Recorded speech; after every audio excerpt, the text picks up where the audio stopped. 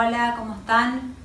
Bueno, vamos a hablar de accidentes y a mí me tocó hablar del accidente de Lapa del 31 de agosto de 1999 en el aeropuerto de la ciudad de Buenos Aires, de Aeroparque Jorge Newbery.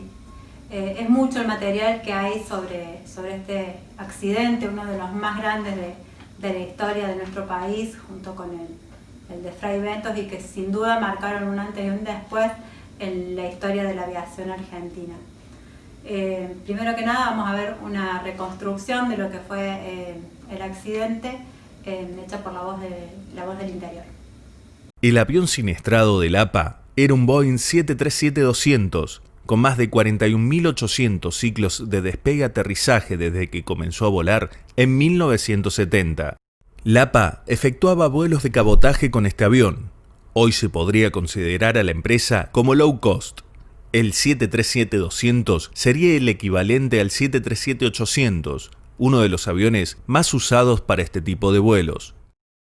El avión de Lapa medía 30,53 metros de largo, 11,23 metros de alto y 28,35 metros de envergadura.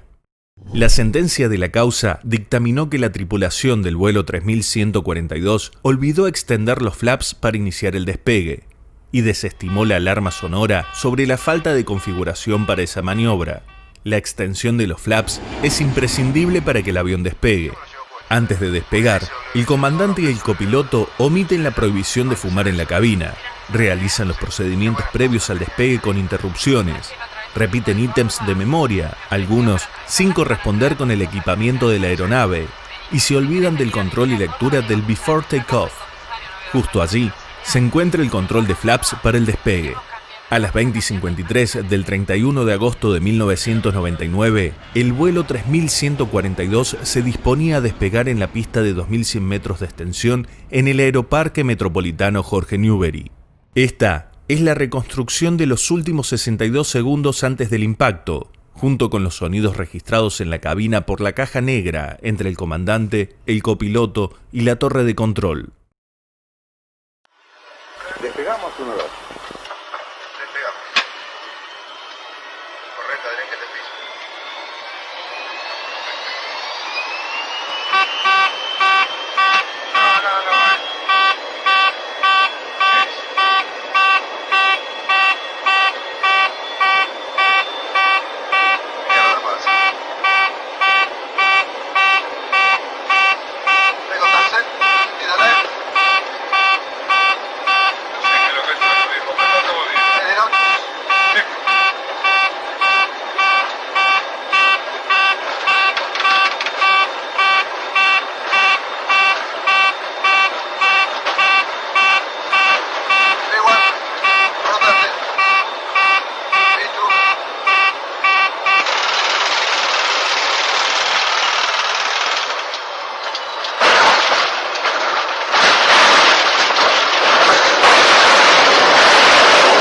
Luego de que el avión impactó la antena de ILS, la reja perimetral, una parada de ómnibus, 2 automóviles, una casilla reductora de gas y 2 excavadoras, se detuvo en el terraplén de una cancha de golf.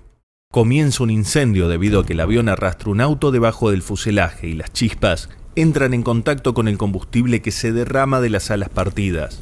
Varias personas logran escapar por la puerta trasera izquierda y algunos por una abertura del fuselaje en la parte delantera derecha. Murieron 65 personas y sobrevivieron 34. Bueno, como vimos en el video, podemos hablar de muchas fallas. Lo primero que podemos decir que hubo una pérdida total, ¿no?, de conciencia situacional. La cabina estéril nunca existió y el olvido del flaps es más una consecuencia de todo este entorno viciado, digamos, y con el poco apego a los procedimientos. Bueno, el accidente habla de muchas cosas que las vamos a ir tomando por partes. Creo que lo más importante que deja un accidente para un piloto, para un aspirante a piloto como nosotros, es la lección, ¿no?, que deja y lo que se puede aprender de algo tan trágico como lo que sucedió. Entonces vamos a hablar ahora de factor humano. Tomando un sitio web, Hispaviación, del año 2012, nos dice que las estadísticas de accidentes e incidentes de aviación, hay un altísimo porcentaje de factor humano, un 80 o un 90%. Y dentro de ese porcentaje, de esa estadística, el 70% se debe a conciencia de errores, digamos, en la conciencia situacional.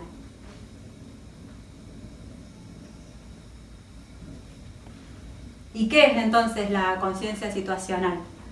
Es la percepción sensorial y posterior procesamiento cognitivo de los elementos que suceden en vuelo, dentro de un marco espacio-temporal, y la proyección de su estado hacia el futuro. Esta definición es de Mika Endley, de 1995. Mika Endley es una reconocida ingeniera y ex jefa científica de la Fuerza Aérea de Estados Unidos, que bueno, se ha destacado por investigar sobre este tema, ¿no?, sobre el factor humano y la conciencia situacional. La conciencia situacional se puede medir o evaluar en 3 dimensiones o en 3 niveles. En primer lugar, la percepción y la atención sensorial, ¿no?, la percepción que tenemos del entorno, la comprensión de la situación actual y cómo en base a esa comprensión tomamos decisiones, ¿no?, la proyección del futuro inmediato.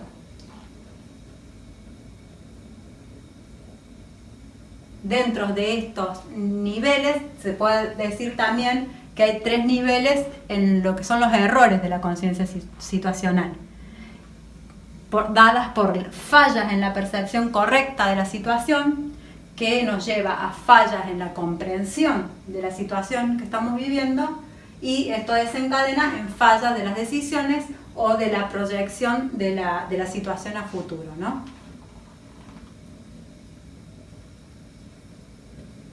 ¿Qué factores afectan a la conciencia situacional y que los definimos acá como enemigos de la conciencia situacional? El estrés, ya sea el estrés físico o psicológico, la sobrecarga de trabajo, la complejidad de las tareas y la automatización.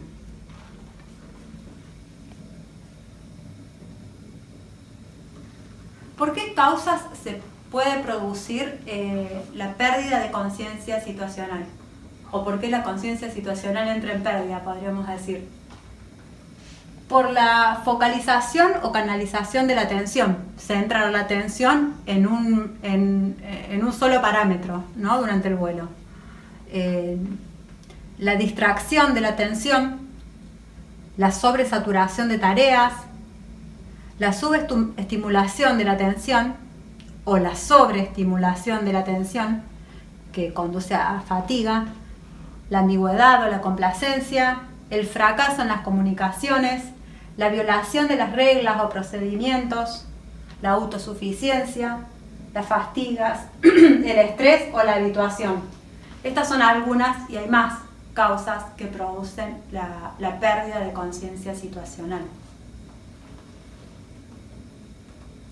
¿Cuáles son los componentes de la conciencia situacional? Y con el cual, ¿no?, digamos, enfrentamos los problemas que tiene la conciencia situacional, o con los cuales enfrentamos el error también. El nivel de experiencia personal y el entrenamiento, la habilidad para maniobrar, el estado de ánimo y la salud individual, la orientación espacial y la capacidad de liderazgo y de gestión. Podemos decir que hay conciencia situacional cuando hay preparación y hay planificación, cuando hay efectividad en las comunicaciones, cuando hay vigilancia y seguimiento, esto, ¿no?, que nos insiste tanto todos nuestros instructores de la atención distributiva desde la hora 1, la habilidad para controlar las tareas y la habilidad para controlar las distracciones, porque nos podemos distraer, pero tenemos digamos que tener esa capacidad de poder retomar.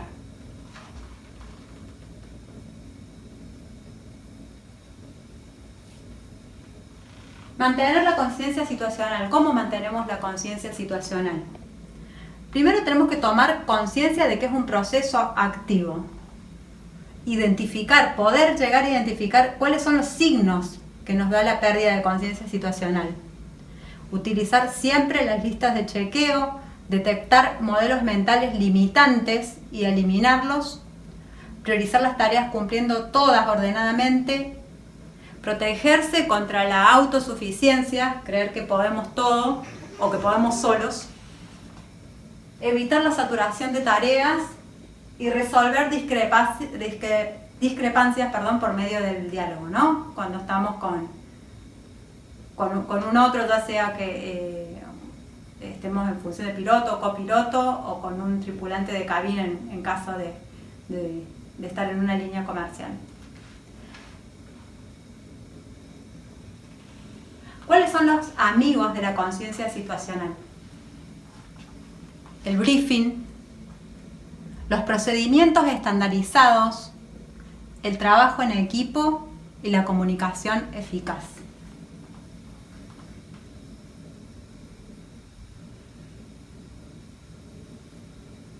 La importancia de los briefings, ¿no?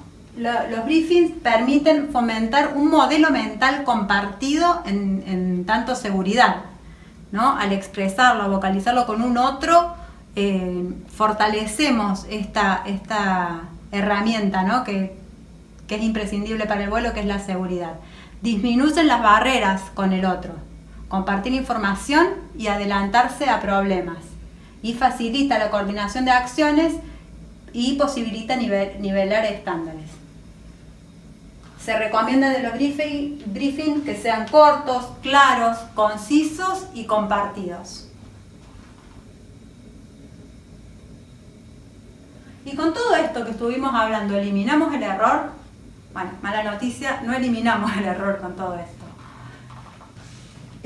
Tenemos que poder asumir también que el error es parte de la conciencia, o al revés, mejor dicho, parte de la conciencia situacional es admitir la posibilidad del error. Al error no lo vamos a ver venir. Para gestionar el error hay que estar lo más preparado posible. De eso se trata, de estar preparado para cuando se presente. Tener responsabilidad para enfrentar el error, es todo esto que estamos hablando, ¿no? ¿Cómo nos preparamos? El ser humano se dice que tiene diariamente entre 7.000 y 9.000 pensamientos, ¿no? Diariamente. Y esos pensamientos están mayormente en el pasado o en el futuro y muy poco en el presente. Bueno, cuando volamos eso no puede suceder. Si bien debemos estar preparados para lo que vendrá, tenemos que estar muy enfocados en el presente, poder adelantarnos, pero no perder de vista el momento, ¿no? En el que estamos en vuelo.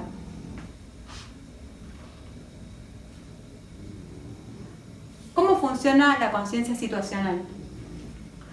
Y esto es como un paralelismo. Podemos decir que la conciencia situacional funciona como un motor, donde la atención es el aceite lubricante.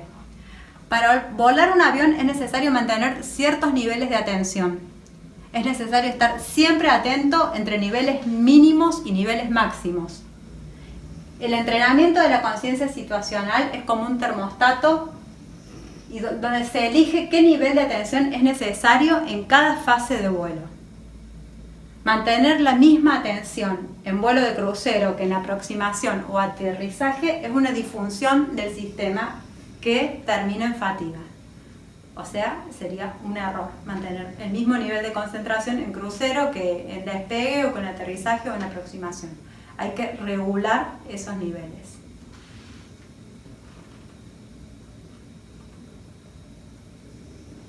Me gustó mucho esto que también de una revista de aviación española que, bueno, puede parecer gracioso, pero me parece muy importante tenerlo presente en nuestra imaginación cada vez que nos subimos al avión, y sería como un nuevo instrumento que se llama el atenciómetro. Entonces tener cuidado y tratar de estar siempre en la línea verde, ¿no? Porque la línea blanca en este caso sería la complacencia y no tampoco pasarnos de mambo como dije antes, ¿no? Que lleguemos a la fatiga, digamos, de estar siempre en todo momento de vuelo con el mismo nivel de atención. En la conciencia situacional tenemos que tratar siempre de estar dentro del arco verde.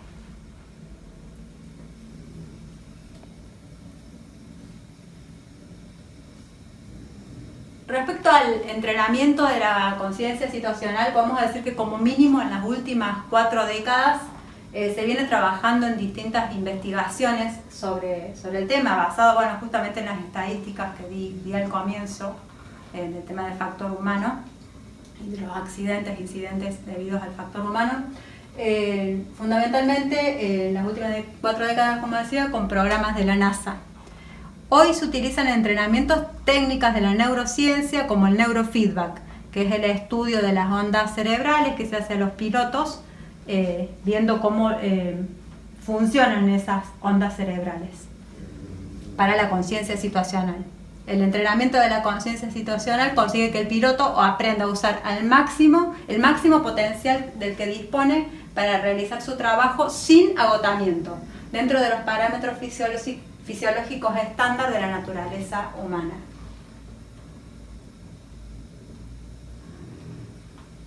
Y esto nos da resultados obviamente positivos y nos permite tener una tolerancia a situaciones de estrés y fatiga de vuelo, el manejo de presiones externas o ambientales, reacciones ante una emergencia en vuelo y capacidad para evaluar y asumir riesgos específicos y generales. ¿Y cuál es la relación entre la conciencia situacional y la seguridad? Podemos decir que a mayor nivel de conciencia situacional, menor es el riesgo de que ocurra un accidente. Y esta es la enseñanza que nos deja lo ocurrido con Lapa, ¿no? Más allá de todos los procedimientos que se violaron, de esta pérdida de conciencia situacional que hubo, esta falta de apego a los procedimientos, este olvido del FLAP, hay mucho más que tiene este caso. Hubo una película incluso, Whisky Romeo Zulu, hecha por Enrique Piñeiro, que fue ex piloto de la misma compañía, que hace una serie de denuncias respecto a lo que era la cultura de la empresa, donde denuncia que incluso se ordenaba a los pilotos que desoyeran las alarmas porque hubo antecedentes de alarmas falsas, de las presiones, como que hay mucho contenido dentro de lo que fue este accidente. Hubo un juicio también, por extensión, porque se hizo demasiado largo, sin resoluciones, quedaron todos absueltos. Como que hay mucho para ahondar y lo más importante, como decía al principio, es la enseñanza que nos ha dejado una tragedia tan grande. Creo que tener noción de todo eso, de todo el conjunto que significó ese accidente, también es conciencia situacional y aprendizaje para nosotros, para cuando volemos, ya sea que el que llegue a una línea comercial y lleve cientos de personas atrás, o vaya solamente con un compañero al lado, o vaya solo porque el riesgo está siempre y podemos provocar un desastre también cayendo solos a tierra si tenemos un accidente. Así que, valoremos la enseñanza que nos dejó algo tan grave como este accidente de Lapa.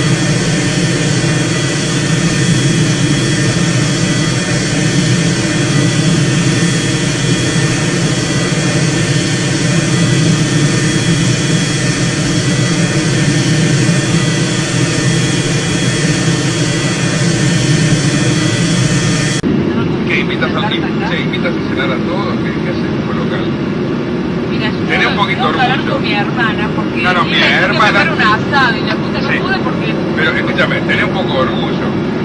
Estamos yendo a tu patria, jugate. Y no seas En la casa miserable. paterna es re lejos del aeropuerto, ¿viste? Está bien, no, está bien. Si vas con explicaciones, no, está bien, listo. Lo menos que puedes hacer, te vas a la mama, todo, qué sé yo, hace algo. Sí, como si no conociera a alguien.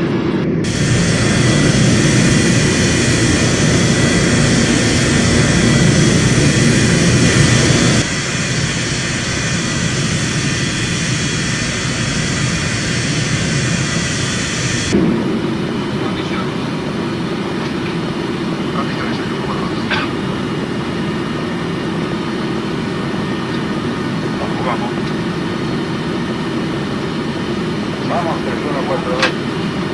Vamos. ¿Pago este? Sí. 222, por le corté como yo. Sí, la suite, lo inicio, transponder, activado, roll conecté, la chica, senté. ¿Aceptaste ya? No, vos. Tripulación de cabina, por supuesto, para